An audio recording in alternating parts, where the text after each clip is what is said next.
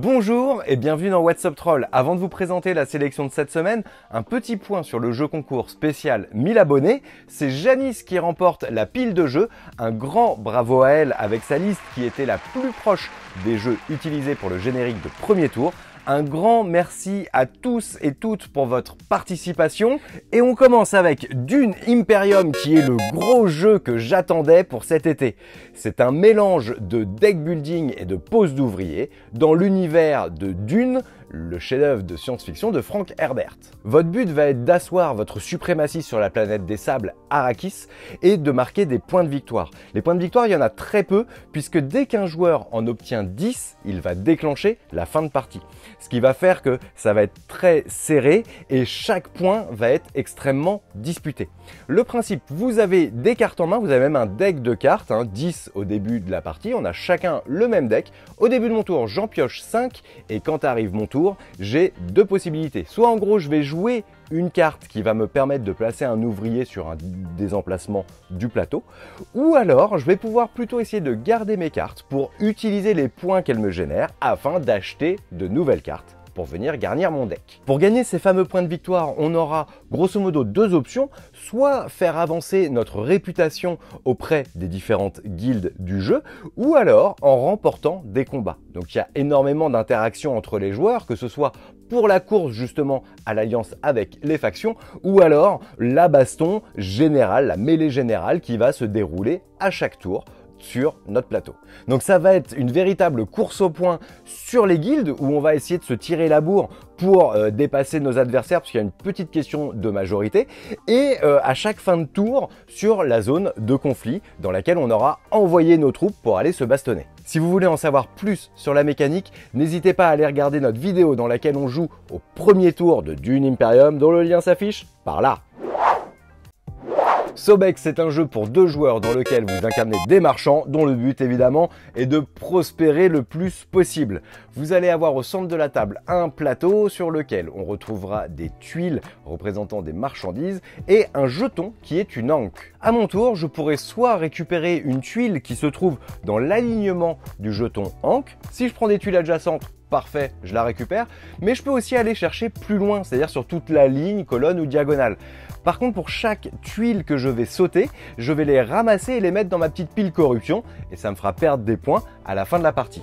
Ma deuxième possibilité, ça va être de vendre des marchandises. Pour ce faire, il faudra que je vende au moins 3 tuiles de la même famille et je vais les poser devant moi. Elles me rapporteront des points à certaines conditions. Sur nos tuiles, on va avoir des petits scarabées et à la fin, en fait, pour chaque marchandise vendue, je vais compter le nombre de tuiles que j'ai vendues et je vais les multiplier par le nombre de scarabées. Exemple, j'ai vendu 5 fois de l'ivoire et j'ai 3 scarabées, ça me rapporte 15 points. Sur le plateau, vous aurez également possibilité de recruter des personnages qui vont vous permettre d'utiliser une capacité spéciale, mais également des tuiles qui vous permettront de prendre secrètement un jeton d'ébène. Le jeton d'ébène, en fait, c'est au lieu de prendre la marchandise, vous allez aller piocher dans un petit sac un jeton qui vous rapportera des points de victoire à la fin de la partie.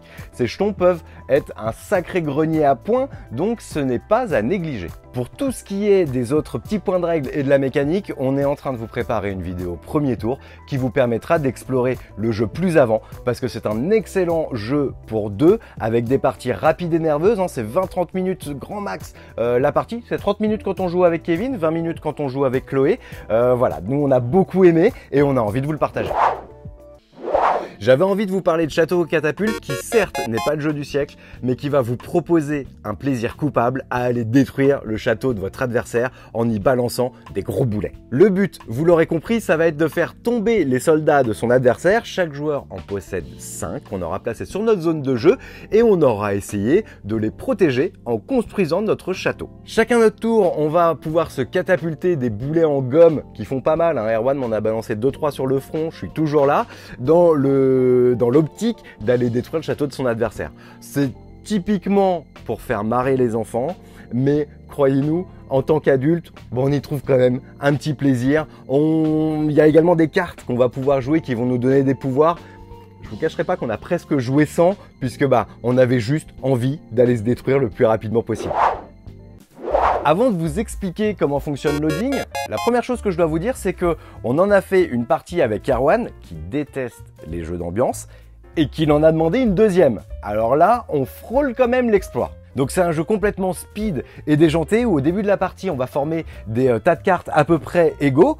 On va en distribuer un à chaque joueur, sauf un joueur qui lui n'en aura pas. Ce joueur-là, il va commencer la partie la main tendue.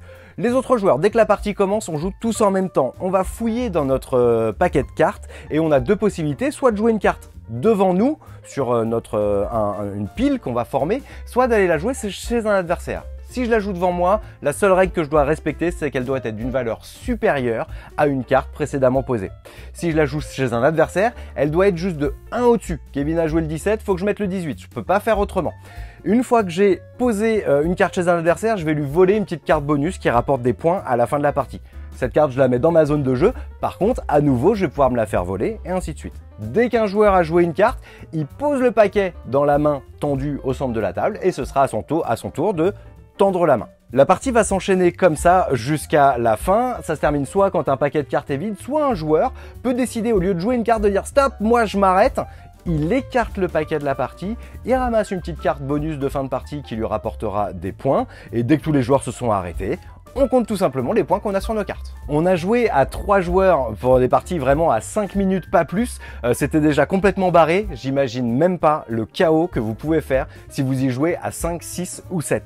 C'est clairement le petit jeu à embarquer cet été pour vous marrer avec le copain, pour faire beaucoup de bruit sur la terrasse ou dans le jardin. C'est juste ce qu'il nous fallait pour bien se marrer. Voilà pour la sélection de cette semaine, j'espère qu'elle vous aura plu. N'hésitez pas, comme d'habitude, à liker, partager, commenter et vous abonner à la chaîne So Many Bits, à la page Le Troll Savant. Et moi, je vous dis à la semaine prochaine. Salut! Et on commence avec Dune Imperium, qui est un super jeu.